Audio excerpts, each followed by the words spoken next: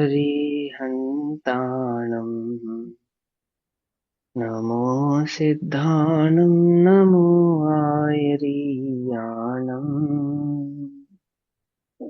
नमो वज्झायाणम् नमो लोये सवसानम्।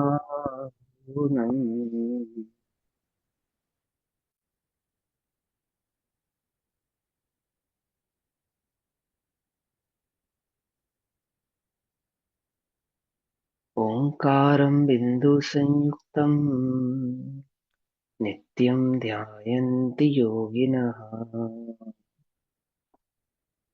अमृतं मोक्षदं चैव ओंकाराय नमो नमः। मङ्गलं भगवान् वीरो मङ्गलं गौतमो गणी मङ्गलं कुन्दकुन्दार्द्यो जैनधर्मोऽस्तु मङ्गलम्। सर्वमङ्गलमाङ्गल्यं सर्वकल्याणकारकम् प्रधानां सर्वधर्माणां जैनं जयतु सनातनम्।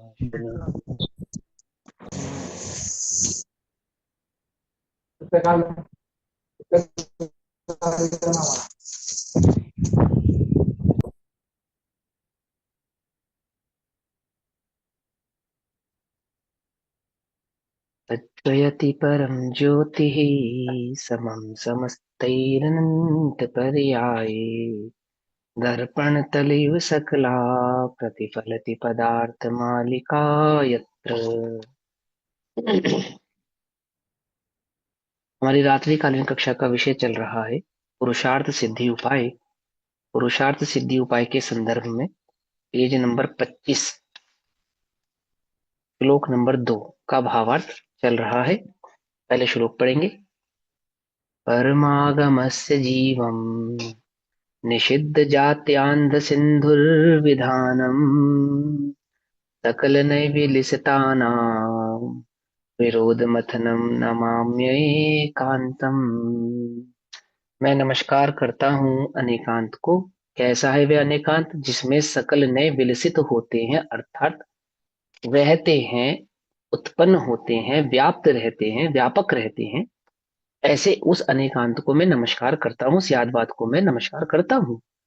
और वह स्याद्वाद कैसा है कि जन्म से अंधे जीवों की जो हस्ती के संदर्भ में मान्यता थी, उस हस्ती के यानी कि हस्ती माने वस्तु, और जन्मान यानी कि अज्ञानी, अनादि के अज्ञानी। जन्म से अंधा यानी अज्ञानी का धन अज्ञानी, कभी ज्ञान ही प्राप्त नहीं हुआ। जैसे जन्म से नेत्र प्राप्त नहीं हुए, ऐसे उसे कभी ज्ञान की प्राप्ति नहीं। तो अज्ञान है, ऐसे अनादि के अज्ञानी की वस्तु के संदर्भ में, हस्ती माने वस्तु के संदर्भ में। धरती पर सबसे विशाल जानवर कौन सा इस समय? व्हेल, व्हाइट व्हेल या शार्क जिसको कहते हैं। लेकिन साधारण जनमानुष की जो दृष्टिगोचर है ना, साधारण जनमानुष का जो दृष्टिगोचर जानवर है, जगत का सबसे बड़ा प्राणी जो है वो कौन है? हाथी है। माने वस्तु स्वरूप इतना स्थूल है, समझे? जैसे इस धरती पर हाथी, और जन्मांध पुरुष इतनी स्थूल वस्तु को भी नहीं जानता, इतनी विशाल हाथी को भी नहीं जानता, जन्म से अंधे। ऐसे ही जन्मांध अनादि का जो अज्ञानी है, वो इतना प्रखर, ऐसा प्रस्तुत, जैसे हाथी को छुपाया जा सकता है, बोलो, ऐसे वस्तु स्वरूप को छुपाया नहीं जा सकता। बहुत बुद्धि लगानी पड़े उसको उसको जानने के लिए, ऐसा नहीं है। बहुत तीव्र आपको मैग्नीफाइंग ग्लास लेना पड़े, और या आपको वही माइक्रोस्कोप से देखना पड़े, या विशेषज्ञों की आवश्यकता पड़े, ऐसा नहीं है। कैसा है? आपकी हाइट छोटी है या बड़ी है, हाथी को आप दूर से भी देख सकते हैं, है ना? समझ में बात नहीं? समझे? ऐसे विशाल वस्तु स्वरूप को, जो इतना सहज है, इतना सरल है, इतना सुगम है, जो किसी के भी ज्ञान का विषय बन सकता है, थोड़ा उपयोग लगाओ तो समझ में आ सकता है, थोड़ी सी बुद्धि से भी जो जाना जा सकता है, ऐसे विशाल वस्तु स्वरूप को जो अनादि का अज्ञानी है, जानता नहीं है, समझता नहीं है, ऐसे वस्तु स्वरूप को बतलाने वाला वो जो आगम है, सकल नयों से विलसित है, अनेकांत है, उसको मैं अमृतचंद्र नमस्कार करता हूं। और वह जो अनेकांत भाव है, वह कैसा है? वह परमागम का जीव है, यानी कि जीवभूत प्राण है। पकड़ में आई बात? उस भाव को चलाते समय यहाँ पे आचार्य अमरचंद्र अपने देव बात कहते हैं। अब 25 पेज नंबर पे आ जाइए, 25 पेज नंबर के भावार्थ को पढ़ेंगे हम। त्यादवाद से स्थापना करे तो सर्व विरोध दूर हो जाता है, यहां तक हमने समझा था। आगे पढ़ेंगे, इसके आगे के पैराग्राफ को भी पढ़ा है, लेकिन एक बार फिर से पढ़ लेते हैं। तो स्यादवाद से स्थापना करे, अर्थात स्यादवाद से वस्तु वस्तु स्वरूप को समझे, तो वस्तु के संदर्भ में जो भी आपका विरोध है वो दूर हो जाता है। बस, आप वस्तु स्वरूप को समझना चाहते हो, नहीं समझना चाहते हो? आत्मा को समझना चाहते हो कि हाँ समझना चाहते हो? समझ में आ रही है कि नहीं समझ में आ रही है? तो क्या समझ में नहीं आ रहा है बताओ? त्यादवाद के आधार से आपको नहीं समझने आने वाला वो वस्तु स्वरूप समझ में आने लगेगा। सिंपल। आई बस समझ में? पकड़ में आई बात? आगे किस प्रकार? तो एक ही पदार्थ कथनचित स्वचतुष्टय की अपेक्षा से अस्थि रूप है, कथनचित पर चतुष्टय की अपेक्षा से नास्ति रूप है। यदि एक पदार्थ को उस पदार्थ की अपेक्षा से देखेंगे तो वो है, और उसी पदार्थ को पर की अपेक्षा से देखेंगे तो नहीं है, पर में नहीं है। पदार्थ तो है, कहां नहीं है? पर में नहीं है। ऐसा कथनचित समुदाय की अपेक्षा से एक रूप है, अर्थात अनंत गुणात्मक होता हुआ भी एकत्व को प्राप्त है। और कथनचित गुण पर्याय की अपेक्षा से अनेक रूप है, अनेक गुण होने के कारण अनेक रूप है। पेज नंबर 25 पुरुषार्थ सिद्धि उपाय। कथनचित संख्या, कथनचित संज्ञा, संख्या, लक्षण और प्रयोजन की अपेक्षा से गुण पर्याय आदि अनेक भेद रूप है। कथनचित सत की अपेक्षा से अभेद रूप है। और कथनचित द्रव्य अपेक्षा से नित्य है, और कथनचित पर्याय अपेक्षा से अनित्य है। ये भाव हमने समझा अंतिम कक्षा में, जिससे अंतिम कक्षा हुई थी। अब आगे पढ़ते हैं। इस प्रकार स्यादवाद सर्व विरोध को दूर करता है। वस्तु के कथनचित, कथनचित माने शायद नहीं, कथनचित का स्याद का अर्थ शायद नहीं। वस्तु में, वस्तु का जो धर्म है, उन अनंत धर्मों की निश्चित अपेक्षा, निश्चित अपेक्षा का नाम है कथनचित। क्या कहा? अपेक्षा कैसी है? निश्चित है। अपेक्षा ऐसी नहीं कभी है कभी नहीं है, ऐसा नहीं। जो निश्चित है, 100% है, डेफिनेटली है, उस अपेक्षा का नाम यहां पर कथनचित है। ठीक। इस प्रकार स्यादवत सर्व विरोध को दूर करता है। स्यात अर्थात कचंतित, कथनचित नए अपेक्षा से। ठीक। वाद अर्थात वस्तु स्वभाव का कथन, इसे स्यादवाद कहते हैं। स्याद माने वस्तु में उपस्थित किसी धर्म की अपेक्षा से वस्तु के कथन को कहना, साधारण भाषा जिसमें आप कंफ्यूज नहीं होंगे, ये परिभाषा ध्यान रख लो। वस्तु में उपस्थित अनंत धर्मों में किसी एक धर्म की अपेक्षा से वस्तु के कथन को करना, यह स्यादवाद कहलाता है। सिंपल। वस्तु में धर्म ही नहीं है और हम अपेक्षा लगा रहे हैं और उस अपेक्षा से वस्तु को सिद्ध कर रहे हैं, उसको स्यादवाद नहीं कहते, उसको तो कपोल कल्पना कहते हैं। बोलो भैया, इसी एक अपेक्षा से, इसी एक अपेक्षा से गधे के सर पे सींग सिद्ध करके बतलाओ। बोलो। नहीं कर सकते ना? अच्छा चलो, सींग वाले किसी एक जानवर का नाम बताओ। अरे सींग वाले किसी एक जानवर का नाम बताओ फटाफट जल्दी से। गाय, भैंस, हिरण। कुछ तो बोलो। हिरण है ना? चलो, मान बारहसिंगा। लो गाय। हाँ चलो, गाय आ गया, गाय समझ लेते। 12 सिंगा तो सबने देखा हो ना देखा हो, है गाय, सिंपल है ना?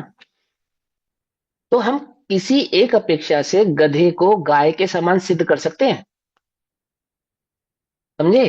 कर सकते हैं, चार टांगों की अपेक्षा से, पूंछ की अपेक्षा से, है ना, त्रियंच की अपेक्षा से। परंतु हम किसी भी अपेक्षा से गधे के सर पर सींग सिद्ध नहीं कर सकते। क्या कहा? कुछ बात समझ में आई या नहीं समझ में आई? समझ में आई? कौन सी अपेक्षा से क्या सिद्ध किया जा सकता है? कि गधे को गाय के समान सिद्ध करना चाहे तो किसी एक अपेक्षा से उसमें समानताएं सिद्ध की जा सकती हैं, परंतु गधे के सर पे यदि सींग सिद्ध करने हो तो कर सकते हैं? बोलो, नहीं कर सकते ना? तो क्या परिभाषा बनी? परिभाषा ये बनी कि वस्तु में उपस्थित अनेक धर्मों में से किसी एक धर्म की अपेक्षा से वस्तु को कहना या समझाना, उसे स्यादवाद कहते हैं। आगे बात समझ में कैसे बनी परिभाषा? किसी भी अपेक्षा से वस्तु को कहना उसे स्यादवाद कहते हैं ना, ये तो गलत परिभाषा है। वस्तु में उपस्थित धर्मों की अपेक्षा से वस्तु को कहना, उसको स्यादवाद कहते हैं, क्योंकि स्याद का अर्थ शायद नहीं होता।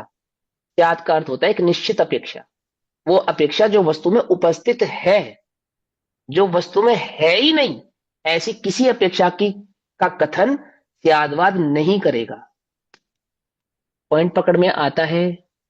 बात समझ में आती है ना? ये बात ध्यान रखना, कभी भूलना नहीं। चलो अब आगे चलते। इसी को नमस्कार किया है।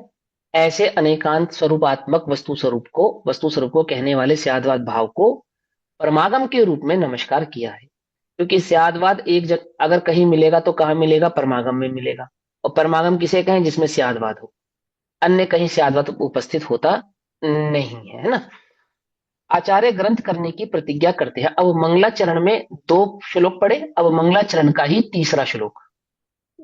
अब पहले नमस्कार किया केवल ज्ञान युक्त भगवान आत्मा को, दूसरे चरण में नमस्कार किया त्यादवाद युक्त आगम को। अब तीसरे चरण में वे प्रतिज्ञा करते हैं कि मैं क्या करूंगा? ग्रंथ करूंगा, ग्रंथ का लेखन करूंगा। हम भी अपने घर में जब कोई मांगलिक कार्य करते हैं तो क्या करते हैं? सबसे पहले भगवान को याद करते हैं, अपने इष्ट को याद करते हैं। आई बस समझ में? ऐसे ही आचार्य भी जब मंगल स्वरूप कार्य कर रहे हैं ना, मंगल स्वरूप कार्य अर्थात भव से पार होने का जो भाव है उसको प्रस्तुत कर रहे हैं जिनवाणी के रूप में, आगम के रूप में। ऐसे मंगल स्वरूप कथन को करने के लिए उन्होंने सबसे सर्वप्रथम क्या करा? मंगलाचरण किया। मंगलाचरण किया अर्थात मंगल आचरण किया। मंगलाचरण कितने मंगल हैं जगत में? एक तो सोमवार के बाद आता है भैया, वो मंगल है? 5 एक मंगल। मंगल है। अरिहंस सिद्धाचार्योपाध्याय साधु। अरे दीदी, गड़बड़ गड़बड़ गड़बड़ गड़बड़। व्यवहार अरिहंता क्या? व्यवहार मंगलम, सिद्धा मंगलम, चार मंगलम है। बाहो मंगलम, और केवली पड़त्तम धम्मम मंगलम। ऐसे चार ओके। मंगल। ठीक है। अब आपने जो कहा वो भी सही था, लेकिन वो थोड़ा मंगल के स्वरूप में ऐसा नहीं है ना। 4 मंगल है, पांचवा कोई मंगल है? पांचवा कोई मंगल नहीं है। पकड़ में बात नहीं? पकड़ में? पर एक वस्तु है जो 5वें नंबर पे मंगल है। मेरा ध्रुव स्वभाव, मेरा ध्रुव चैतन्य है। वो भी मंगल है ना? सोमवार के बाद आने वाला मंगल मंगल है या नहीं है? वो भी मंगल है, डोंट वरी। बट वो 4 मंगलों वाला मंगल नहीं है। ठीक है ना? तो ऐसे 4 परम मंगल को याद करते हैं, स्मरण करते हैं, और अपने कार्य को संपन्न करने की भावना होते हैं। अब यहाँ आचार्य क्या करते हैं? ग्रंथ कहने की प्रतिज्ञा करते हैं। श्लोक नंबर 3। लोकत्रयिक नेत्रम निरूप्य परमागमम प्रयत्नेन, प्रयत्नेन अर्थात प्रयत्न करता हूं। हम तो क्या करते हैं? सीना ठोक के, अरे हमें सब पता है। आचार्य, समर्थाचार्य, कौन कौन से समर्थाचार्य? आचार्य अमरचंद्र देव जैसे समर्थाचार्य क्या कहते हैं? मैं प्रयत्न करता हूं, कोशिश, कोशिश। मैं सर, अरे हमें ऐसे चुटकी में बता देंगे, हमें तो रटा पड़ा है। क्या समझ रहे हो तुम? फला पेज नंबर खोलो, पेज नंबर की इस लाइन को पढ़ो, देखो उसका क्या अर्थ है। हमारे बाएं हाथ का खेल है। आचार्य कह रहे प्रयत्न करता हूं। क्या प्रयत्न करता हूं? लोकत्रैक नेत्रम।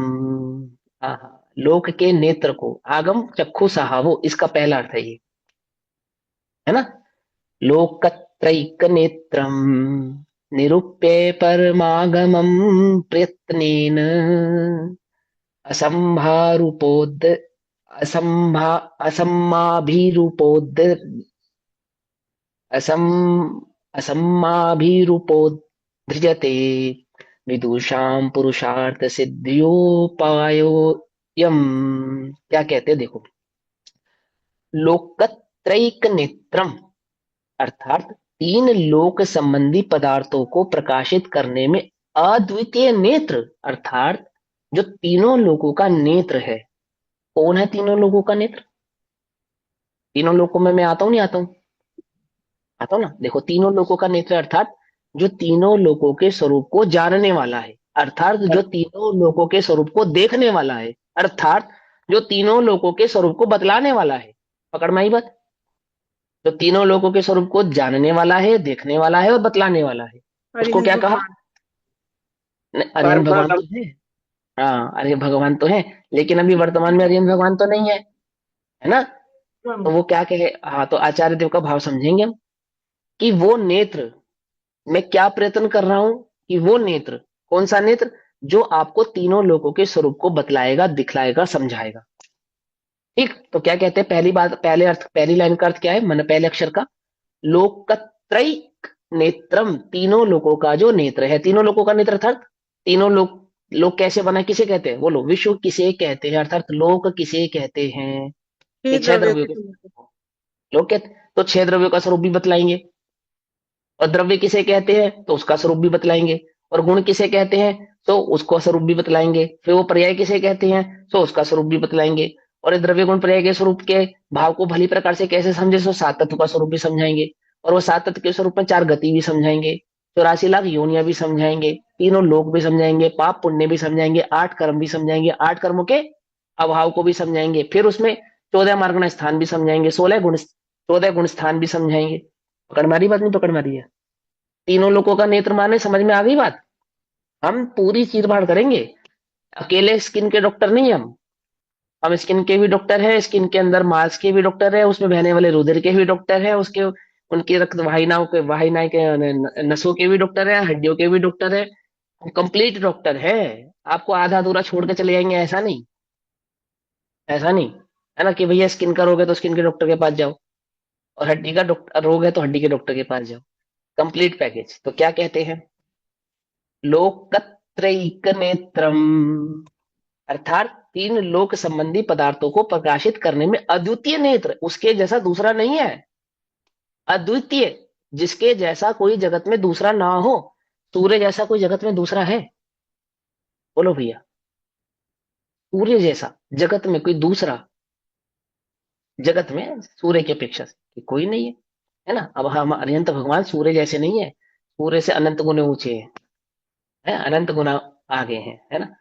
देखो, सूर्य तो ढलता भी है, केवल ज्ञान ढलता नहीं है, एक बात। और सूर्य किसको प्रकाशित करता है, जगत के किसी एक भाव को प्रकाशित करके इतरा रहा है, केवल ज्ञान, जहां सूर्य भी नहीं जा सकता उस भाव को भी प्रकाशित करता है। बोलो, निगोद, तीसरे नरक की भूमिया, पहले से लेकर सातवें नरक की भूमि, वहां का सूर्य का प्रकाश, वहां का सूर्य पहुंचा है। अपने घर में अगर दूसरी मंजिल नीचे चले जाओ तो वहां सूर्य नहीं पहुंचता। बोलो, फर्स्ट फ्लोर, ग्राउंड फ्लोर पे रहने वाले को सूर्य नसीब नहीं होता। बेसमेंट की तो बात छोड़ो, है ना? ऐसा ही है ना, सूर्य से क्या तुलना करनी केवल ज्ञान की। लेकिन जैसे जगत में सूर्य प्रकाशित है, ऐसे लोक को प्रकाशित करने वाला वह केवल्य ज्ञान है। वो केवल्य ज्ञान अभी तो हमारे पास उपस्थित नहीं है, लेकिन क्या कहते हैं, तीन लोक संबंधी पदार्थों को प्रकाशित करने में जो अद्वितीय नेत्र है, उसके जैसा कोई दूसरा नहीं है। परमागम, परमागमम, अर्थात उत्कृष्ट जैन आगम को, तीनों लोकों में क्या है, आगम चक्षु साहब पढ़ा ना, ये अर्थ है इसका। क्या मतलब होता है आगम चक्षु, किसको कहते हैं? मैं आत्मा हूं, मुझे कौन बतलाएगा? आगम से पता लगेगा। मेरा स्वरूप कैसे है, कैसे पता चलेगा? आगम से पता चलेगा। तीनों लोकों में जीव की क्या स्थिति है, क्या परिस्थिति है, कैसे मोक्ष मार्ग सधेगा, रत्न तरेगा, क्या मार्ग है, कहां से मालूम चलेगा? ये आगम से पता चलेगा। तो क्या कहते हैं, कि तीन लोक संबंधी पदार्थों को प्रकाशित करने में जो अद्वितीय नेत्र है, अर्थात उसके साथ कोई दूसरा नहीं है, ऐसे उत्कृष्ट जैनागम को प्रयत्नेन, अर्थात अनेक प्रकार के उपायों से, अनेक प्रकार के उपायों से, उदाहरणों से, अनेक प्रकार से उसकी सिद्धि करके, अर्थात उसको बतलाने का मैं प्रयत्न करूंगा, कोशिश करूंगा, है ना, पुरुषार्थ करूंगा।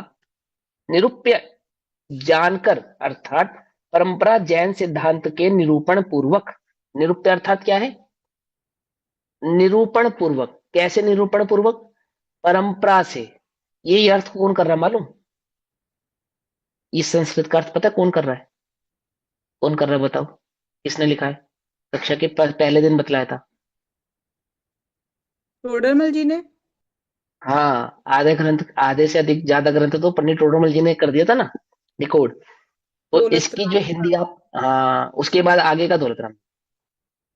तो अभी जिस श्लोक का हम अर्थ पढ़ रहे हैं, ये पंडित टोडरमल जी कर रहे हैं।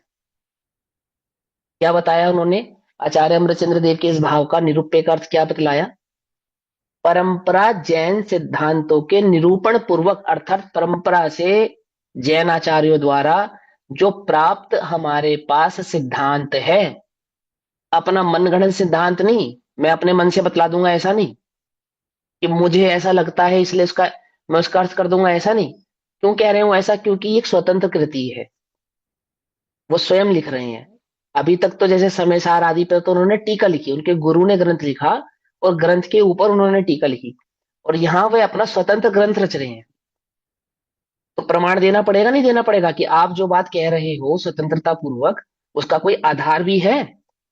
या बस आपको लगा और आपने कह दिया कि नहीं भैया, पूर्वापर आचार्यों द्वारा जो जैन सिद्धांत चला आया है, उस जैन सिद्धांत के अंतर्गत, ऐसा नहीं कि मैं अपनी मन मर्जी से कुछ भी कह दूंगा, ऐसा नहीं कि मैं अपने अनुभव से कह दूंगा कि मुझे ऐसा लगता है, या मैं कोई नए सिद्धांत बनाकर इसमें जोड़ रहा हूं, ऐसा नहीं। जो परंपरा से पूर्वाचार्यों द्वारा चला आया है, ऐसा। तो क्या कहते हैं कि अर्थात परंपरा जैन सिद्धांतों के निरूपण पूर्वक, अर्थात जो परंपरा से जैनाचार्यों के द्वारा जैन सिद्धांत प्राप्त हुआ, उसके आधार से, पूर्वक माने उसके आधार से, असम्माभि, हमारे द्वारा, विदुषाम, विद्वानों के लिए। अब विद्वान माने क्या होता है? ज्ञानी। हाँ, विद्वान माने ज्ञानी, पंडित वाला विद्वान नहीं है यहाँ पे, और ज्ञानी मतलब अक्षम ज्ञानी भी नहीं है। अर्थात जिसे आत्मा की रुचि है, ज्ञान स्वभाव की रुचि है, उसको कहा यहाँ पे ज्ञानी। जो विद्यावान है, अर्थात जिसने विद्या को धारण किया है, विद्यावान, विद्वान। और विद्या किसे कहते हैं? या विद्या सा विमुक्त है, विद्या उसे कहते हैं जो मुक्त कर दे। किससे मुक्त कर दे? किससे? टैक्स से मुक्त कर चार दे, प्रति संसार है? से चारों विधियों। हाँ, कषाय के बंधनों से जो मुक्त कर दे, पाप के बंधनों से जो मुक्त कर दे, उसे कहते हैं मुक्ति। समझे नहीं समझे? हाँ, ऐसे टैक्स के दूर कर दिया, हमारे टैक्स के बंधनों से हमें मुक्त कर दिया, पुलिस के बंधन से हमें बचा लिया, चालान कटने से हमारा बचा लिया। तो क्या हो गया? अरे भैया आपका ज्ञान जबरदस्त है। ऐसा नहीं, वो वकील वकालत वाले वकील नहीं है यहाँ पे। यहाँ पे क्या कहते हैं? विद्या किसे कहा? जो बंधनों से मुक्त कर दे। और बंधन किसे कहा? कषाय ही बंधन है। बोलो कषाय की परिभाषा क्या है, फटाफट जल्दी से बताओ, बाल बोध। आत्मा जो को आत्मा को कसे। हाँ, जो आत्मा को कसे, अर्थात दुख दे। अर्थात दुख दे, है ना? ऐसे कसाओ यानी बंधन से जो मुक्त कर दे, वो क्या है? यानी कषायों से जो मुक्त कर दे, क्या है वो विद्या है। बोलो भैया, ऐसी विद्या है तुम्हारे पास जो कषायों से तुम्हें मुक्त कर दे? विचार करो, है ना? और जो ऐसे विद्या के रसिया हैं, तो कौन है? वे विद्वान है, जो कषायों की मुक्ति का अभिप्राय रखते हैं।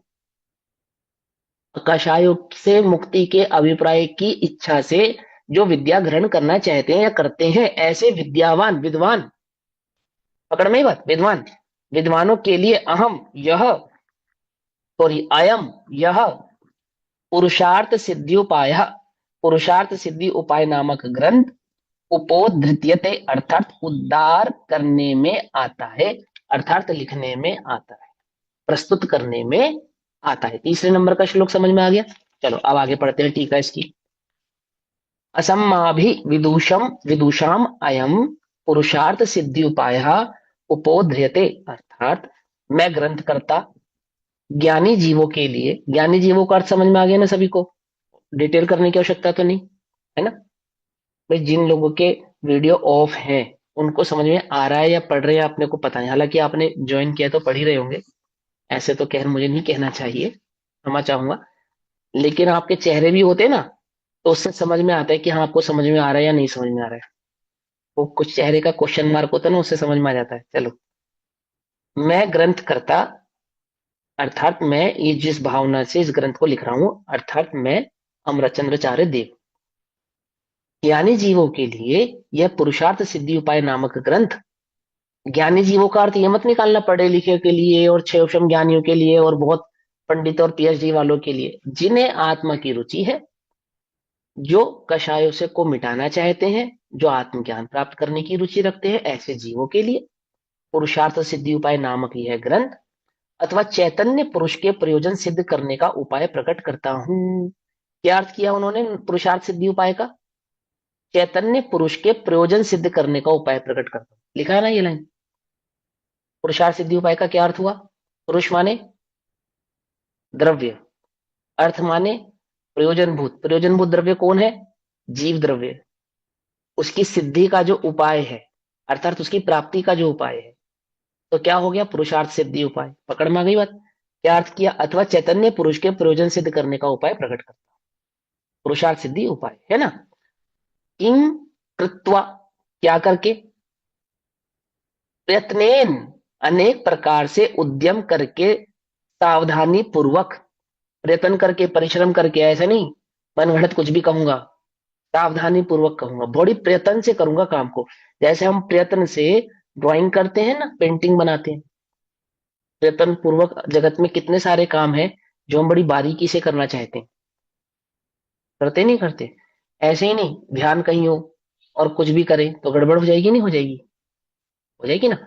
ऐसे ही प्रयत्न पूर्वक, जब पहली पहली बार बहू घर आती है शादी करके, तो उससे चाय भी बनवाओ मान लो, तो कितने प्रयत्न पूर्वक बनाती है मालूम? क्या तुमने तो बनाई होगी सबने। प्रयत्न पूर्वक पहली बार ससुराल की किचन में जो काम किया तो कैसे किया था? पहली बार प्रयत्न पूर्वक किया था। प्रयत्न पूर्वक माने कि ना कुछ भी गड़बड़ नहीं होनी चाहिए, ऐसे ही ना, ऐसे प्रयत्न पूर्वक। हाँ, तो कहते हैं अनेक प्रकार से उद्यम करके। बहुत प्रकार से उद्यम कैसे करूंगा?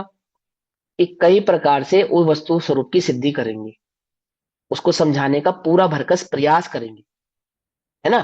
जो भी उसके अंदर सिद्धांत है, निश्चय है, व्यवहार है, दोनों निश्चय व्यवहार पूर्वक उसकी भावना को समझाने का हम पूरा ध्यान रखेंगे, ठीक, उद्यम करके, सावधानी पूर्वक, परमागमम निरूप्य, अर्थात परंपरा से, परमागमम, परमागमम अर्थात परंपरा से जो आगम प्राप्त हैं, परंपरा से जो जैन सिद्धांत प्राप्त हैं, निरूप्य, परंपरा से जैन सिद्धांत का विचार करके, है ना। मैं कोई नया जैन सिद्धांत ना जोड़ दूं, अथवा मैं कहने में कोई ऐसी त्रुटि ना कर दूं कि कोई छल ग्रहण कर ले, अथवा कोई ऐसी बात ना आ जाए जिसका कुछ और ही अर्थ निकल आए, है ना। अथवा मैं कोई निरूपण कर भी रहा हूं, किसी वस्तु स्वरूप को कहने की चेष्टा कर भी रहा हूं, तो इस बात का पूरा ध्यान रखूं कि उसको कहते समय कोई छल ग्रहण ना कर ले, कोई कुछ नया ही सिद्धांत ना बना ले, कोई नई बात ही ना बना ले, है ना। क्योंकि कितने ही जीवों ने जैन आगम को पढ़ के अपनी मन मुताबिक कितने ही नए सिद्धांतों को बना लिया, बना ले नहीं बना लिया। परंपरा से प्राप्त प्रमागमों को, आगमों को पढ़ के ही कोई निश्चयाभासी हो गया, कोई व्यवहाराभासी हो गया, कोई स्थानकवासी हो गया, कोई बीसपंथी हो गया। और सबके पास आगम है, और सब आगम का हवाला देते हैं, देते नहीं देते? देते। दो प्रकार के श्वेतांबर, स्थानकवासी और देरावासी, दोनों के पास 32 आगम है, 32-44 आगम है, 32 आगम दोनों के कॉमन है। उन्हीं 32 आगमों से श्वेतांबर स्थानकवासी ये सिद्ध करते हैं कि मंदिर की चैत्य पूजा यानी कि मूर्ति की पूजा करना मिथ्यात्व है। और उन्हीं 32 आगमों से देरावासी श्वेतांबर ये सिद्ध करते हैं कि मूर्ति की पूजा करने से सम्य दर्शन प्रकट होता है। आगम वही है, आगम दोनों के अलग अलग नहीं है, सेम है। पकड़ में ही बात नहीं? पकड़ में ही? क्या कहा? मैं ध्यान रखूंगा कि मैं कोई भी बात कहने से पहले, लिखने से पहले, कोई ऐसी बात ना कह दो कि जिसका कोई आप गलत अर्थ निकाल लें। मैं इस बात का पूरा ध्यान रखूंगा कि मेरे द्वारा कही गई बात का कोई अन्यथा अर्थ ना निकाला जाए, प्रयत्न करूंगा इस बात का पूरा। समझ में आई बात है? क्या कहते हैं? परमागमम निरूप्य, परंपरा से जैन सिद्धांत का विचार करके, जिस प्रकार केवली, अभी तो हम ऐसे हैं कि आचार्यों की बात को झुटला देते हैं, और आचार्यों ने लिखा नहीं है और मेरा अनुभव ऐसा और मुझे ऐसा लगता है और मैंने अपने अनुभव से जाना। यहाँ आचार्य कितना छठे सातवें गुण स्थान वर्ती हैं ये आचार्य अमरचंद्र देव, समर्थ आचार्य है, समर्थ। आप उन्हें ऐसे नहीं समझिए भावलिंगी संत, समर्थ आचार्य, जिनके गुरु साक्षात आचार्य कुंदकुन देव रहे हैं, जो आचार्य कुंदकुन देव की परंपरा के आचार्य रहे हैं, वे क्या कह रहे हैं? जिनकी 5 परमागमों में कितनी जबरदस्त कमांड है, पकड़ है, इतनी कमांड होने के बाद अपने को तो एक पीएचडी हो जाए तो क्या लगता है? एक पीएचडी हो जाए, है कि हमारा वचन ही है शासन, अर्थात हमने कह दिया तो बात पक्की समझो, क्योंकि हम पीएचडी हैं। पकड़ में बात नहीं, पकड़ में। और ये क्या कह रहे हैं? संस्कृत के प्राकरण विद्वान, प्राकरण में समझते हो, इनके द्वारा लिखी गई संस्कृत बेजोड़ है, बेजोड़। तानी नहीं है कोई आचार्य अमरचंद्र की संस्कृत के समक्ष, ठीक है ना। वो क्या कहते हैं? सबसे क्लिष्ट संस्कृत लिखने वाले आचार्य कहलाए गए हैं ये। सबसे क्लिष्ट संस्कृत माने जगत की सबसे मुश्किल संस्कृत की रचना हिंदुस्तान के इतिहास में किसी ने यदि की है तो आचार्य अमरचंद्र का नाम आता है उसमें। ऐसे प्राकरण विद्वान हैं ये। क्या कहते हैं ये? कि मैं प्रयत्न करूंगा, इस बात का पूरा ध्यान रखूंगा कि मैं जो बात कह रहा हूं वो जैन सिद्धांत के विरुद्ध ना हो जाए, परंपरा से प्राप्त जैन सिद्धांतों के आधार से ही हो। मैं प्रयत्न करूंगा, ध्यान रखूंगा, सावधानी रखूंगा इस बात की, है ना। और क्या कहते हैं? जिस प्रकार केवली, श्रुत केवली और आचार्यों के उपदेश की परंपरा है, ये स्वयं आचार्य हैं। और ये क्या कह रहे हैं? ये स्वयं आचार्य हैं और क्या कह रहे हैं? जिस प्रकार केवली, श्रुत केवली और गणधराचार्य आचार्य आदि के उपदेश की परंपरा है, उसका विचार करके मैं उपदेश देता हूं। ये स्वयं आचार्य होके ये बात कह रहे हैं, है ना। स्वमति से कल्पित रचना नहीं करता हूं, अपनी मन मर्जी से कोई रचना कर दूं। कर सकते हैं? नहीं कर सकते हैं? इतने समर्थ हैं, इतने समर्थ हैं। देखो, आचार्य संबंध भद्र ने कहा, क्या कहा? आचार्य संबंध भद्र कहते हैं कि यदि मैं चाहूं तो इस जैन दर्शन के विरुद्ध एक नया दर्शन खड़ा कर सकता हूं, और इतना समर्थवान दर्शन खड़ा कर सकता हूं जो जैन दर्शन के सिद्धांतों को क्या कर दे? मिटा दे या उनको गलत साबित कर दे। ऐसा कह रहे हैं वो, इतनी बड़ी बात कह रहे हैं। लेकिन मैं ऐसा नहीं करूंगा। तो क्यों नहीं करूंगा?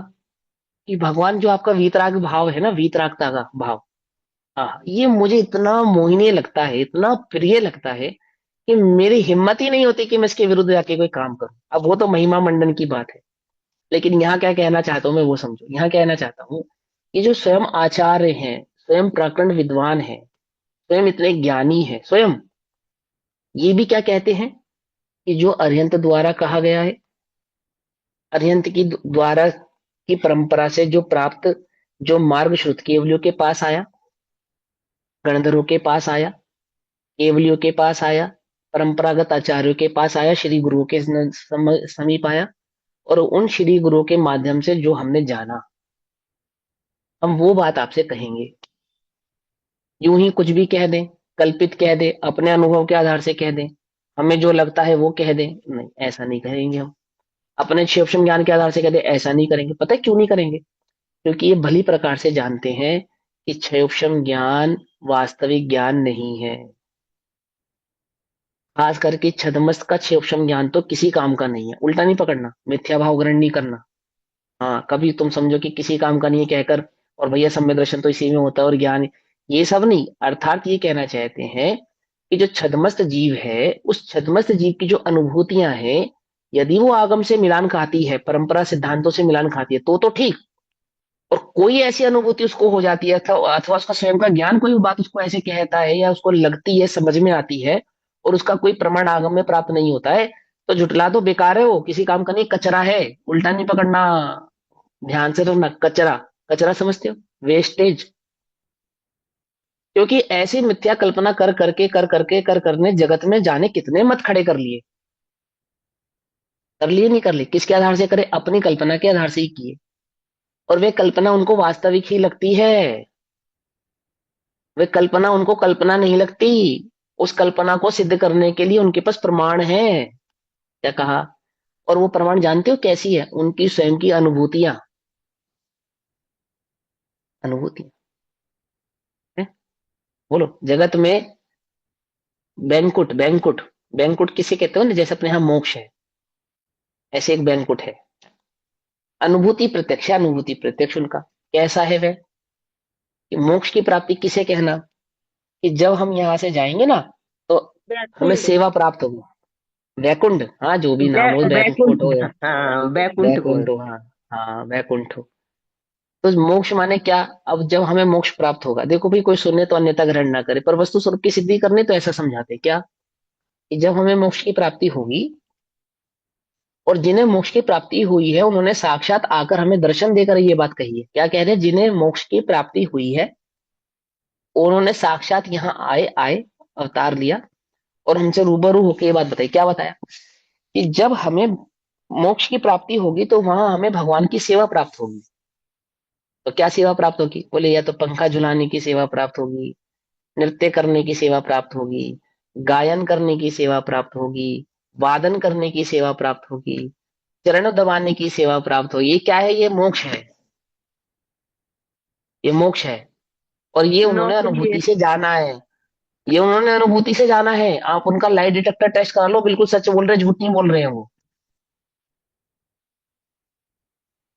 परंतु इस अनुभूति की क्या प्रमाणिकता है, तो आप ये समझना। इसीलिए छद्मस्त की अनुभूतियां वेस्टेज है, यदि वे आगम से प्रमाणित नहीं है। ठीक है ना। इस मार्ग में कई प्रकार की अनुभूतियां हो सकती हैं, वास्तविक हो सकती हैं, परंतु यदि उनका आगम में उल्लेख नहीं है या आगम से प्रमाणित नहीं है, तो आप उन्हें वेस्टेज ही समझो, किसी काम की नहीं, क्योंकि वो उसके ऊपर गए ना, क्योंकि वो उसके ऊपर गए हैं। जिन्होंने इन आगमों की रचना की है, जिन्होंने इस परंपरा से मोक्ष का समझाया है, वे साक्षात केवल ज्ञानी है, वस्तु स्वरूप को बारीकी से जानने वाले हैं। चराचर पदार्थों को, तीन लोक तीन काल की समस्त पर्यायों को युगपद एक साथ जानने वाले हैं। जो जगत में घटित नहीं हुआ है उसको भी साक्षात प्रत्यक्ष अनुभव करने वाले हैं। वे ही वस्तु स्वरूप का कथन कर रहे हैं। आप उनसे अपने अक्षम ज्ञान की तुलना नहीं कर सकते। और ये तो फिर साक्षात छठे सातवें गुण स्थानवर्ती आचार्य हैं, तो क्या कहते हैं कि ऐसा है वह परमागम, जो आचार्य स्वयं इतने सावधान हैं, कोई मेरी बात को अन्यथा ग्रहण ना करे। मेरा काम है सिर्फ आप लोगों को इंडिकेट करना, उसकी महिमा समझाना, है ना। जो मुझे आई वो मैं आपको बतला रहा हूं। ये जो स्वयं इतने समर्थ आचार्य हैं और इतने सावधान हैं कि मैं अपनी मर्जी से कुछ भी नहीं कहूंगा भैया, प्रमाणित करके कहूंगा, परमागम से कहूंगा, आधार से कहूंगा। ऐसे आचार्यों को में भी त्रुटि निकाल देते हैं। ऐसे भी जीव हैं, है? पेज नंबर 26, पुरुषार्थ सिद्धि उपाय। ऐसे भी क्या करते हैं, त्रुटि निकाल देते हैं कि ये आचार्यों को ये बात शायद समझ में नहीं आई। अरे छठे सातवें गुण स्थान वाले ये आचार्य हैं, दो कषाय तीन कषाय चौकड़ी का इनको अभाव वर्तता है भाई। प्रति अंतर मुहूर्त में आत्मा का अनुभव करने वाले हैं, है ना। वीत परम वीतराग भाव को प्राप्त हैं। ऐसे आचार्य के मंतव्य को, भाव को एक मिथ्या दृष्टि अज्ञानी रागी कैसे समझे। इतना भी समझ पा रहे हैं, अहो हे प्रभु आप ही के चरणों का प्रताप है कि मुझे ऐसी सद्बुद्धि प्राप्त हुई कि आपके द्वारा कहे गए इस रत्नत्रय के मार्ग का कुछ कुछ भाव मैं ग्रहण कर पा रहा हूं। और इस तुच्छ भाव को ग्रहण करके मुझे ऐसा लगने लगा है, मुझे कैसा, कि मैं आप ही के द्वारा प्रतिपादित वस्तु स्वरूप में त्रुटियां निकालने लगा हूं। ओहो, कुछ सुध बुध नाही रही है, मिथ्यामति छाई गई है। कुछ ये सब बुद्धि भ्रष्ट हो गई है मेरी, दो चार किताबें पढ़कर। समझे या नहीं समझे। यहाँ तो वीतरागता की पुष्टि होनी चाहिए थी, वहां तो आपको बहुमान आना चाहिए था। कहाँ तो मुझे ये भाव समझ में आना चाहिए था, ओह प्रभु आपने तो बतलाया बहुत है, मैं ही अपच का मरीज हूं कि आपके द्वारा दिए गए इस घी का सेवन नहीं कर पा रहा। क्या मैं ही जैसे अभी डॉक्टर कहते थे ना, स्टेंट पड़ जाएगा था घर में, चाहे तुम 4,000 किलो का देसी घी ले आओ, आ नहीं सकते, क्यों मृत्यु लगती है। कुछ बात समझ नहीं। मैं ही अपच का मरीज हूँ प्रभु, आपके द्वारा प्रतिपादित इस वस्तु स्वर को ग्रहण नहीं कर पा रहा। और मैं ये दो चार हरफ किताब पढ़कर, किताबें तो बहुत बड़ी बात है, दो चार हरफ हरफों ने अक्षर पढ़कर मैं ऐसा लगता है मुझे कि वो मैं बहुत ज्ञानी हो गया हूँ, और मैं आचार्यों के द्वारा प्रतिपादित वस्तु स्वरूप में भी त्रुटि निकाल सकता हूँ। कुछ सुध बुध ना ही रही है ना, मिथ्यामति छाई गई है। समझो भैया ध्यान से, तो क्या कहते हैं वे, कैसा है वह परमागम जिसको मैं परंपरा से आप सबके समक्ष प्रस्तुत करने वाला हूं। लोकत्रैक नेत्रम, आहा, तीनों लोकों में त्रिलोक संबंधी पदार्थों को बताने के लिए अद्वितीय नेत्र है। आगे ना बात, तीनों लोकों का मतलब द्रव्य गुण पर्याय सात तत्व मरणास्थान आदि आदि, इन सबको बताने में कैसा है, अद्वितीय नेत्रार्थात इसके जैसा कोई दूसरा नहीं।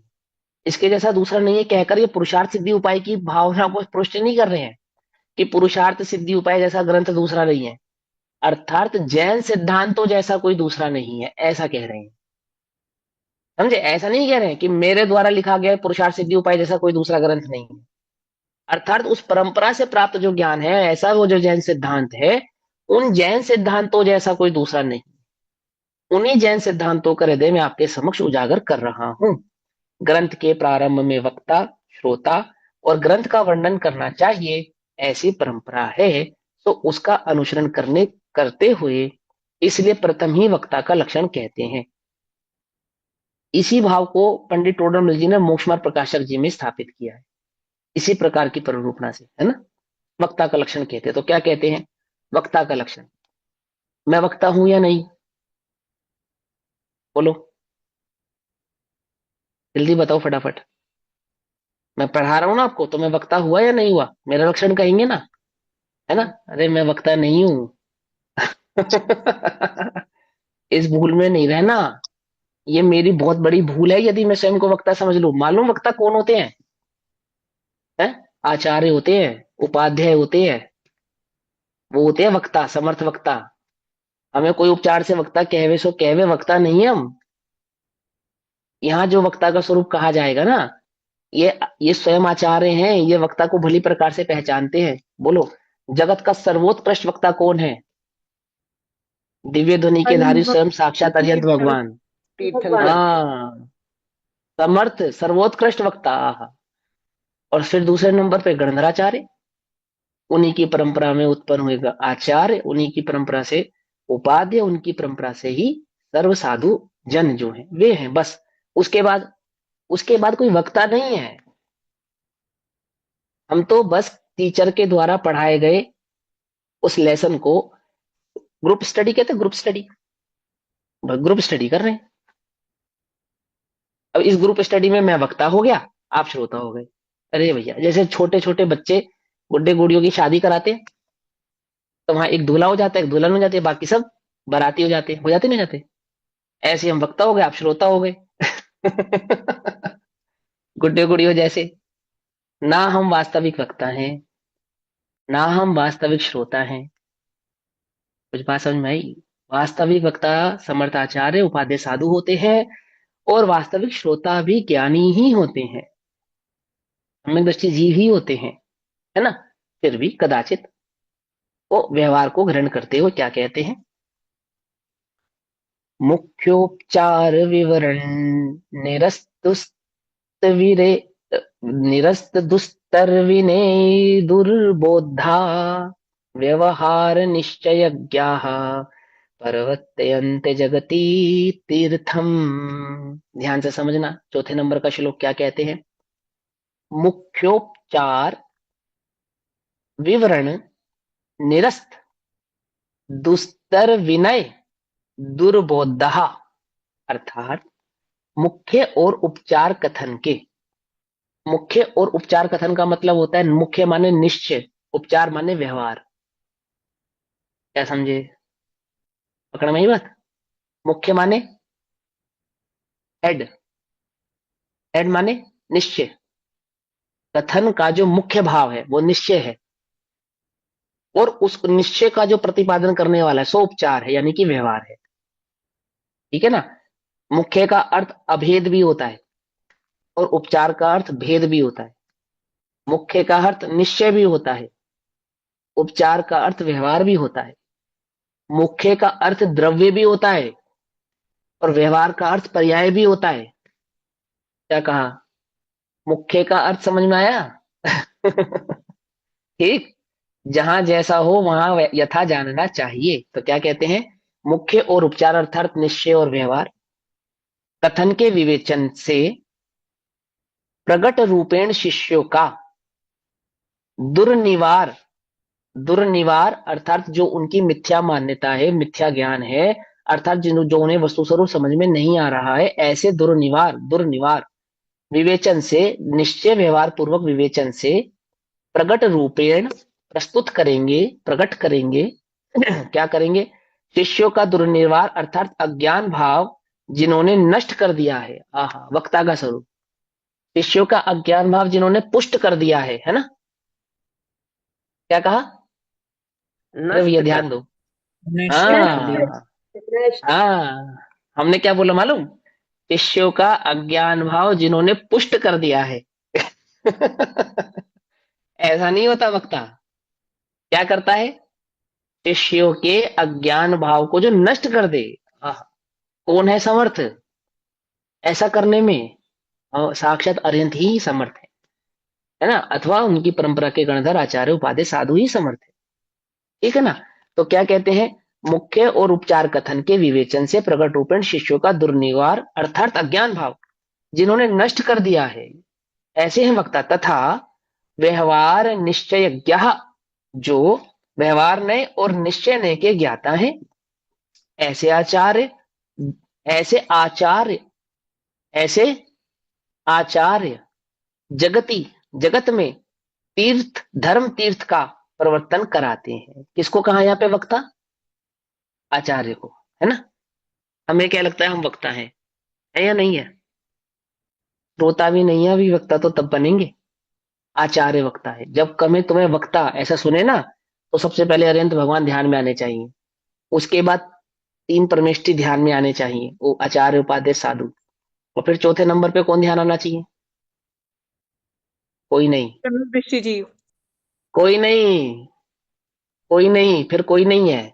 बाकी सब साधर्म्य ठीक है। हम बहुमान से, बहुमान पूर्वक, क्योंकि जो हम अज्ञानी है ना, हमें वस्तु स्वरूप की समझ नहीं थी, और वर्तमान में हमें आचार्यों का सानिध्य प्राप्त नहीं हुआ, साधुओं का इस प्रकार का सानिध्य प्राप्त नहीं हुआ, तो वहां हम गुरुदेव को, पंडित टोडरमल जी को, दौलत राम जी आदि को वक्ता के रूप में देखते हैं, जानते हैं, समझते हैं और कहते भी हैं आदर पूर्वक।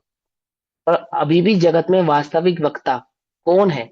यदि आचार्य, उपाध्याय और साधु नहीं है, तो कौन है फिर श्रेष्ठ वक्ता इस जगत में वर्तमान में? जिनवाणी। कोई नहीं। हाँ, अरे वो बोले, देखो कौन बोला ये? हेमल। नेहा दीदी ने बोला। हाँ, हेमल हेमल। दीदी बोली जिनवाणी है। बहुत बढ़िया। ये है मूल वक्ता, तो ये है। तुम क्या अपने घर से लेकर आए हो? तुम्हें क्या मालूम वस्तु स्वरूप कैसा है? क्या कहा? तुम्हें पता है वस्तु स्वरूप कहाँ, किसने बताया तुम्हें? हमें गुरुदेव ने बताया। हमें गुरुदेव का बहुमान आता है। और गुरुदेव को किसने बताया? बोलो। जो समय सार ना होता, मोक्षर प्रकाशक जी ना होता, पांच परमागम ना होते, तो गुरुदेव वस्तु स्वरूप हमें कैसे बतलाते? वस्तु स्वरूप को बतलाने गुरुदेव को किसने बतलाया? वो है ना प्रमुख वक्ता। जिनवाणी प्रमुख वक्ता है। इसलिए लगता है हमें ये वक्ता है। हमें तो लगती ही नहीं है वक्ता, ये तो किताब लगती है हमें। देव कुछ बात समझ शास्त्र। में आती नहीं? हाँ, देव शास्त्र गुरु है ना। तो वहां पे शास्त्र वक्ता के स्वरूप में स्थापित है। समझे? तो पंचम काल के अंत तक इसके माध्यम से ये वस्तु स्वरूप प्रकाशित रहेगा, इस जिनवाणी के माध्यम से ही रहने वाला है। ठीक है ना? और यहाँ वक्ता के स्वरूप में किसको नमस्कार किया गया? आचार्य को। कैसे हैं वे आचार्य? जो शिष्यों के दुर्निवार को क्या कर देते हैं? नष्ट कर देते हैं। पुष्ट नहीं करते, नष्ट कर देते। और कैसे हैं? जो निश्चय और व्यवहार के समर्थ ज्ञानी है, और मुख्य और उपचार कथन के द्वारा अर्थात वस्तु स्वरूप में किसकी मुख्यता से कथन करना है और किसकी गौणता करनी है। ठीक है ना? उपचार का अर्थ गौण भी होता है। गौण करना है, उसके आधार से, मुख्य गुण के आधार से वस्तु स्वरूप का क्या करते हैं? विवेचन करते हैं, कथन करते हैं। एक एक अर्थ और होता है मुख्य और उपचार का, सामान्य विशेष। सामान्य आविर्भाव और विशेष ये, तिरोभाव। और आविर्भाव और तिरोभाव, हाँ, ये सब अर्थ होते हैं मुख्य और उपचार के। ठीक। तो प्रवर्तन करते हैं। अब इसका टीका। व्यवहार निश्चय जगति तीर्थ प्रवर्त्यन्ते, अर्थात व्यवहार और निश्चय के जानने वाले आचार्य इस लोक में धर्म तीर्थ का प्रवर्तन कराते हैं, अर्थात धर्म तीर्थ को स्थापित करते हैं। ठीक है ना। कैसे हैं वे आचार्य? कि मुख्योपचार विवरण निरस्त दुस्त विनय दुर्बोधा, अर्थात मुख्य और उपचार कथन से शिष्यों के अपार अज्ञान भाव को जिन्होंने नाश किया है, ऐसे हैं। भावार्थ, उपदेशदाता आचार्य में अनेक गुण चाहिए। चाहिए, होते ही हैं, सहज ही होते हैं।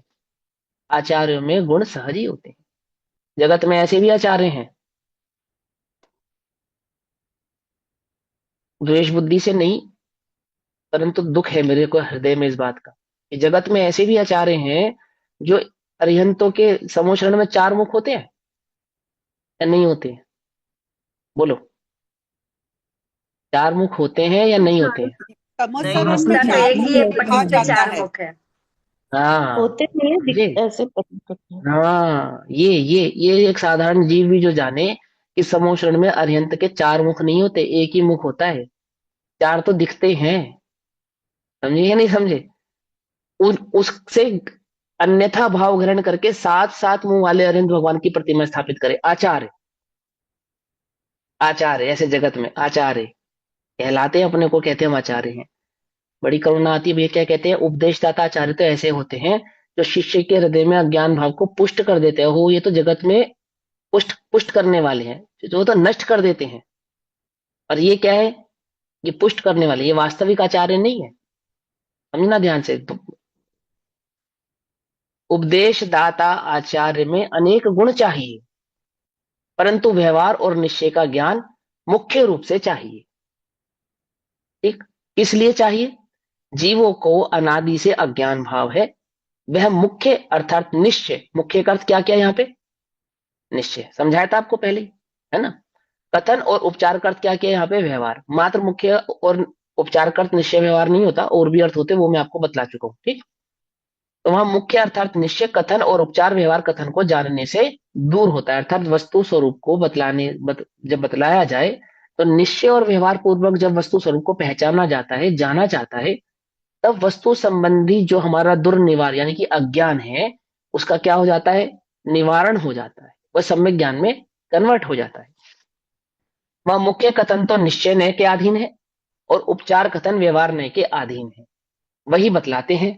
तो आश्रितो निश्चय, जो अपने ही आश्रय से हो उसको निश्चय कहते हैं। ठीक, जिस द्रव्य के अस्तित्व में जो भाव पाए जाएं, उस द्रव्य में उनका ही स्थापन न करना तथा परमाणु बात मात्र भी अन्य कल्पना न करने का नाम स्वाश्रित है।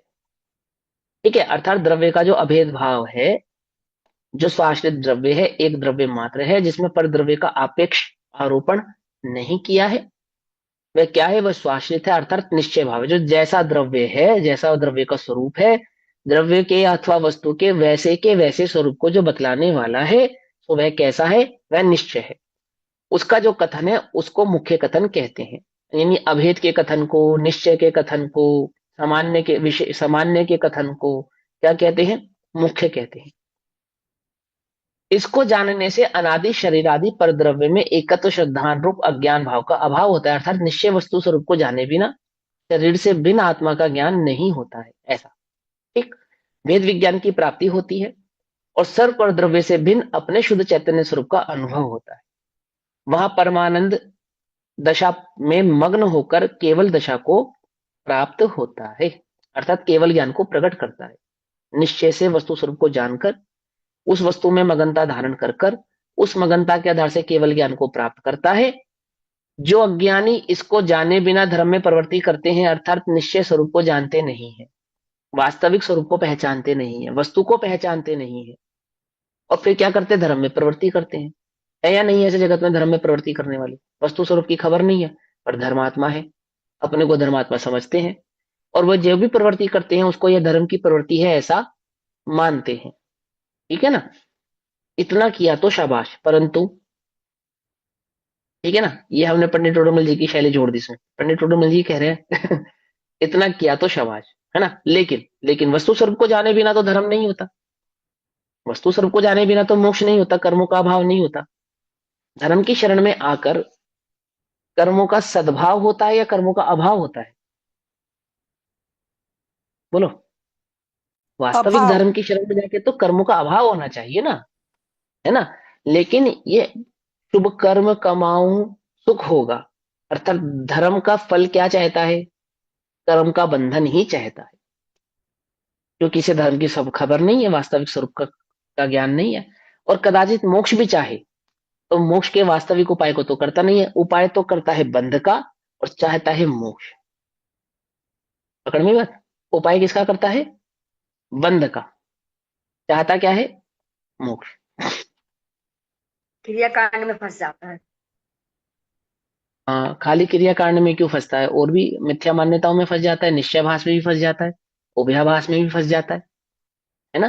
कई प्रकार की मिथ्या कल्पनाओं में फंस जाता है। अकेले क्रियाकांड का ही क्या दोष है? निश्चयमान भास का भी तो दोष है ना। वास्तविक दोष तो जीव के अज्ञान का है, न क्रिया का है न कांड का है। असली कांड तो अज्ञान है, समझे? ऐसा। इसको जानने से अनादि शरीर आदि पर द्रव्य में एकत्व श्रद्धान रूप अज्ञान भाव का अभाव होता है। लाइन समझ में आ गई ना? नहीं समझ में आए तो बोल देना भैया ये शब्द का अर्थ समझ में नहीं आ रहा। वेद विज्ञान की प्राप्ति होती है, सर्व पर द्रव्यों से भिन्न अपने शुद्ध चैतन्य स्वरूप का अनुभव होता है। वहां परमानंद दशा में मग्न होकर केवल दशा को प्राप्त होता है, अर्थात केवल ज्ञान को प्रकट करता है। जो अज्ञानी इसको जाने बिना धर्म में प्रवृत्ति करते हैं, वे शरीर आश्रित क्रियाकांड को उपादेय जानकर संसार का कारण जो शुभोपयोग उसे ही मुक्ति का कारण मानकर स्वरूप से भ्रष्ट होते हुए, अर्थात वस्तु के वास्तविक स्वरूप को नहीं जानते हुए, भ्रष्ट होते हुए, है ना, संसार में भ्रमण करते हैं। इसलिए मुख्य कथन का ज्ञान अवश्य होना चाहिए, अर्थात निश्चयात्मक वस्तु स्वरूप का ज्ञान अवश्य ही इस जीव को होना चाहिए। किस जीव की बात कर रहे हैं? जो धर्म की शरणागति आया है, जो मोक्ष का इच्छुक मुमुक्षु है, जो भगवान के दर्शन प्राप्त करके सम्यक दर्शन आदि प्राप्त करने की भावना रखते हैं, रत्नत्रय के मार्ग पर चलने की भावना रखते हैं, आठ कर्मों को काटकर मोक्ष आदि को प्राप्त करने की जो भावना रखते हैं, ऐसे जीवों को इस निश्चय परक वस्तु स्वरूप का ज्ञान अवश्य ही होना चाहिए, क्योंकि इसके हुए बिना तो मोक्ष मार्ग सदता नहीं है। अर्थात जो वे चाहते हैं ऐसे आठ कर्मों का अभाव तो होता नहीं है। ठीक है ना? चाहिए। और यह निश्चय न के अधीन है। ये निश्चय परक कैसा है? अगर हम वस्तु के निश्चयात्मक यानी वास्तविक स्वरूप को समझाएंगे तो कैसे समझाएंगे? बोले निश्चय नहीं के बिना नहीं समझा सकते, है ना। कथन है ना, वो कहेंगे ना उसको, वस्तु स्वरूप को जब कहेंगे तो वो कहने के लिए हमें क्या चाहिए? उसका एक नय चाहिए। नय यानी कि शैली चाहिए, वस्तु को कहने का भाव चाहिए। वो भाव क्या कहलाता है? निश्चय नय कहलाता है। तो क्या कहते हैं? वह निश्चय नय के अधीन है, अर्थात निश्चय नय को समझे बिना, उसकी शैली को पकड़े बिना, उसके भाव स्वभाव को समझे बिना आप वस्तु के प्रतिपादन को नहीं कर सकते, वस्तु के निश्चयात्मक भाव को नहीं समझा सकते और ना ही समझ सकते हैं। समझाने में तो असमर्थ है ही और समझने में भी असमर्थ है। हम तो व्यर्थ की बात कर रहे हैं समझाने में। समझा तो हमें आचार्य ही रहे हैं। हम ये कहें कि हम समझने में असमर्थ हैं यदि हमें निश्चय नय का ज्ञान नहीं होगा तब। ठीक। अभी हमें निश्चय नय का ज्ञान है या नहीं है? अभी तो है ना। इतने अभी हमने नए पढ़े थे थोड़े दिन पहले। अपने को नहीं पता निश्चय नय किसे कहते हैं। या भैया ऐसा तो पता है ना। लेकिन हम तो निश्चय नय को समझने का भी प्रयास कर रहे हैं, समझे। जब वास्तविक निश्चय नय समझ में आता है तो निश्चयात्मक व वस्तु स्वरूप भी अनुभव में आता ही आता है, प्रकट होता ही होता है ना। वह सम्यक दर्शन की प्राप्ति हमें होती ही होती है। यदि नहीं हुई है तो भले ही हमारा क्षेपक्षम ज्ञान हमसे कहे हमें निश्चय ने समझ में आता है, पर अभी वास्तव में समझ में आया नहीं है। नए किसी क्षेपक्षम ज्ञान का नाम नहीं है। नए तो वस्तु को देखने की, अनुभव करने की आंख है। पकड़ में ही बात, है ना। आंख मिली कि डॉक्टर साहब आपने आंख का ऑपरेशन तो बहुत बढ़िया किया, पर हमें कुछ दिखाई नहीं दे रहा। तो बहुत बढ़िया किया या नहीं किया है? आप जैसा ऑपरेशन तो जगत में कोई नहीं कर सकता। क्या गजब आपने हमारी आंखों का ऑपरेशन किया है। कैसा दिख रहा है? कि दिखाई कुछ नहीं दे रहा, पर ऑपरेशन बहुत बढ़िया हुआ है। क्या समझे? नहीं समझे? है कि अभी हमें अनुभव तो हुआ नहीं, वस्तु तो समझ में नहीं आई, हाँ, लेकिन नए बहुत बढ़िया समझाया आपने, और नए तो हमें ऐसे समझ में आ गए भैया कि बस पूछो मत, दूसरों को भी पढ़ा देंगे। और उस नए से जो वस्तु देखना था वो दिखा, वो अभी नहीं दिखा, पर नए तो हमें समझ में आ गए। ये ऐसी बात है कि आंख तो आपने बहुत बढ़िया बनाई, पर उससे दिखाई अभी कुछ नहीं दे रहा। कुछ बात समझ में आई या नहीं आई? है बहुत सुंदर भैया, बहुत ही है ना? सुंदर। ऐसा। और वह निश्चय नहीं के अधीन है। वह वस्तु स्वरूप कैसा है? जो निश्चयात्मक वस्तु स्वरूप है वो निश्चय नहीं के अधीन है। इसलिए उपदेशदाता निश्चय नहीं का, उपदेशदाता कौन है? वे आचार्य देव। वह निश्चय नहीं का ज्ञाता होना चाहिए, ज्ञाता होते ही है। और ये कह रहे हैं कि उनको होना चाहिए ना। कारण कारण की स्वयं ही ना जाने तो शिष्य को कैसे समझा सकते? आचार्य जगत में कैसे होने चाहिए? जिन्हें निश्चय व्यवहार दोनों ही प्रकार के वस्तु स्वरूप का ज्ञान होना चाहिए। वक्ता कैसा होना चाहिए? जैसे नयों की समझ होनी चाहिए। आगे, तथा पराश्रितो व्यवहार। व्यवहार किसे कहते हैं? जो पराश्रित होता है, अर्थात जो आरोपित कथन करता है, जिसको अपनी बात कहने के लिए अन्य की आवश्यकता पड़ती है ना? या जो वस्तु में भेद करके कथन करे, आदि आदि।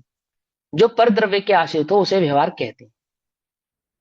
किंचित मात्र कारण पाकर, किंचित मात्र कारण पाकर है ना, मानव कोई ऐसा विशेष कारण पाकर कि इसे निश्चय की बात समझ में नहीं आएगी, अर्थात इसे अभी वस्तु स्वरूप समझाएंगे तो उसको समझ में नहीं आएगा, या अभी इसका ज्ञान उस लेवल पे या उतना परिपक्व नहीं हुआ है कि हम अगर इसे सूक्ष्म बात समझाएं तो इसको समझ में आ जाए।